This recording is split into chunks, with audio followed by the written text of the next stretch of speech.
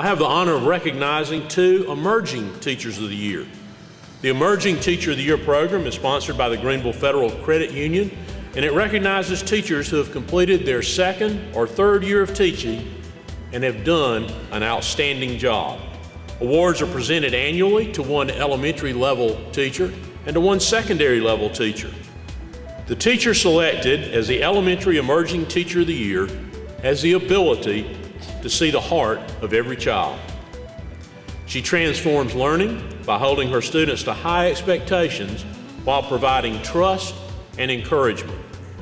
She uses a reading binder filled with data to set meaningful goals for all students, to accurately track their progress, and to adjust her instruction to meet each of their individual needs. Please join me now in congratulating and recognizing 2nd grade teacher Molly McDaniels from Berea Elementary, our Emerging Elementary Teacher of the Year. I was totally surprised when I won Emerging Teacher of the Year. It was a very humbling experience. I felt very blessed and honored to be nominated by my principal and assistant principal here at Berea. I feel very supported by my staff. They've all just completely surrounded me with love and support, and that's felt really great. This year, my first expectation is for us to have fun, to become a family, and to enjoy coming to school. That's my #1 goal for my students, is to love school. I know that a lot of them may not even love their home, so where they're here 7 hours a day, I want them to enjoy it and feel like they are a part of things.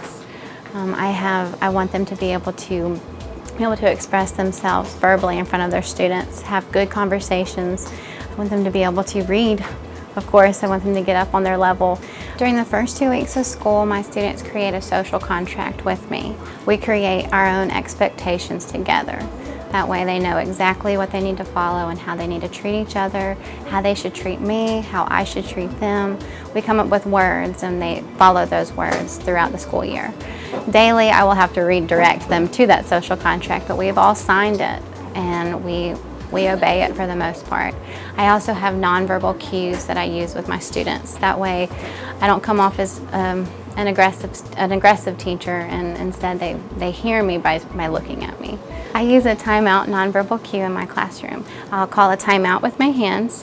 Anywhere in the classroom, I'll just stand there until every student eventually sees either me call a timeout, and once they see me, they call a timeout. And so that gets the room quiet without me having to get loud or be an aggressive talker towards the students.